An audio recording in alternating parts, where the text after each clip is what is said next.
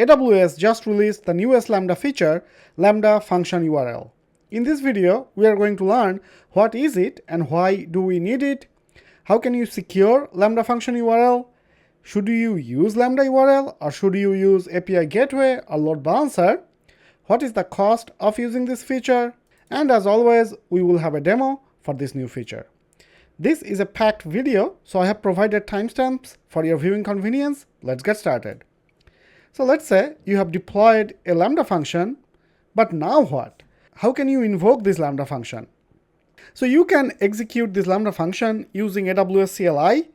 So you as an IAM user can have the access to execute the Lambda function from inside the AWS account, or if you are calling from the same AWS account or another AWS account, let's say the program is running within EC2, you can get IAM user credentials or roles, and then you can execute that Lambda function using the ARN of the Lambda function directly. But the problem is, this way the Lambda can be called programmatically. You cannot really just execute the Lambda function using a URL. ARN of the Lambda function exposes the AWS account information that you might not want to disclose. Also, this forces you to use AWS CLI. There is no URL that you can call publicly to execute this Lambda function. So what is the workaround without this feature? So you can expose the Lambda using application load balancer. You can use your Lambda as the backend of the load balancer, and the load balancer gives you a DNS URL. The third-party applications don't need to know anything. They can just execute the URL, and the URL does not change even if the backend Lambda function version changes. Alternatively, you can also use Amazon API Gateway to create a REST API or HTTP API and use this Lambda function as the backend, and the API Gateway will also give a URL that other applications can use. But both using Load Balancer and API Gateway can be a little involved if all you are looking for is just a HTTPS URL to invoke your Lambda, and you don't want to go through the trouble of learning these additional AWS services. So this new Lambda URL feature exactly does that. With this feature, your Lambda can get a URL which you can use to invoke this function either internally or externally. You have a couple of options when you call this function. You can point this Lambda URL to the latest version. So even if you upload new code, this URL is not going to change, which is a big advantage. Another option is, alternatively, you can create another Lambda URL to point it to an alias of a Lambda. So this is a big advantage because the alias can point to any version behind the scenes or can even split traffic. And for the same Lambda, you can have two different URL, one pointing to latest, another pointing to the alias that the you or the external application can use to invoke this Lambda. So how about securing this Lambda URL? So by default, this communication is HTTPS. So this uses AWS provided certificates, but on top of that, you can use AWS IAM. So currently this feature supports AWS secret key and AWS secret access key. So basically, if you are an IAM user which has access to invoke this particular Lambda, and then you can use the secret key and secret access key to invoke the URL. Alternatively, you can also assume a role. So even if you are an external application, you can assume a role within the AWS account where the Lambda is, and that role can only have permission to invoke this Lambda, and you can call this Lambda that way. Another neat feature is, if this Lambda is being called from a web browser, this also supports CORS or cross-origin resource sharing. Also, in addition to all that, and this is already existing, this is not specific just to the function URL, you have Lambda resource policy, which is attached to the Lambda. Using this Lambda resource policy, you can control which other AWS services or AWS accounts can invoke this Lambda. Now the question is, should you use Lambda function URL or should you use API Gateway or Load Balancer? So function URLs are best for cases where you just want to implement a single function microservice with a public endpoint that doesn't require any advanced functionalities that API Gateway or Load Balancer brings.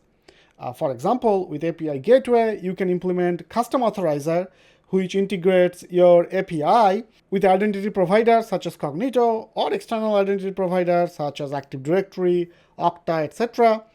API gateway can also throttle traffic. You can use caching. You can do input validation, transformation, all that stuff. Similarly, load balancer can also integrate with identity provider. You can integrate a web application firewall with load balancer. Same with API gateway. So you want to use API gateway or load balancer when you need those kind of advanced features. Now, whether should you use API gateway or load balancer, that's a different topic. I have a detailed video comparing these two and when you should use what. I'll give the link up top, so please feel free to check it out. So the next question you folks might be thinking is, how much does this feature cost? Now the good news is you don't need to pay anything extra to use this feature.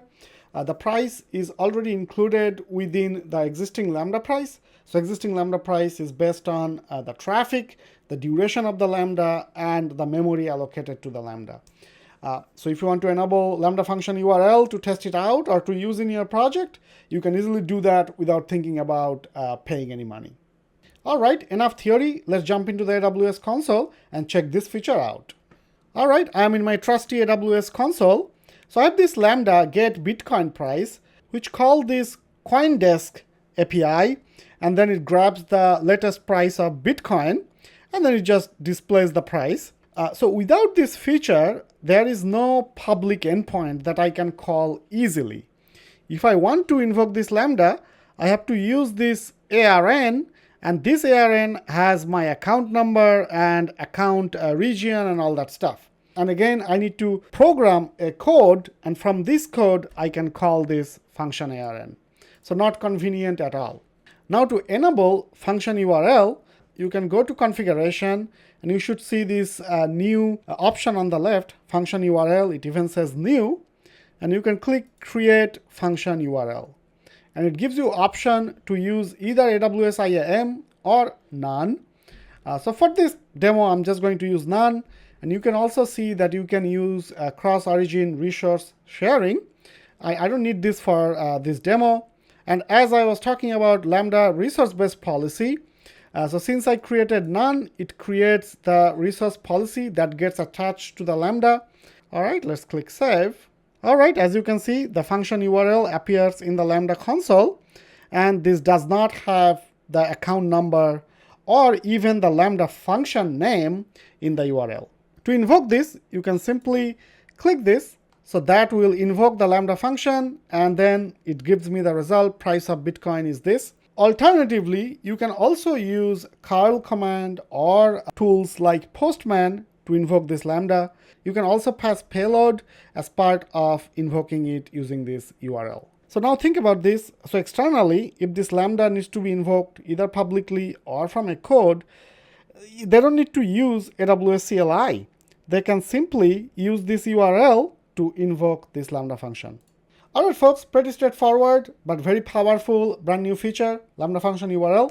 If you found this video helpful, please click that like button, subscribe, ask me any questions in the comment. Each like, subscribe, comment puts my videos in front of new viewers, and that helps my channel grow, gives me extra motivation to create more videos like this for you guys and girls.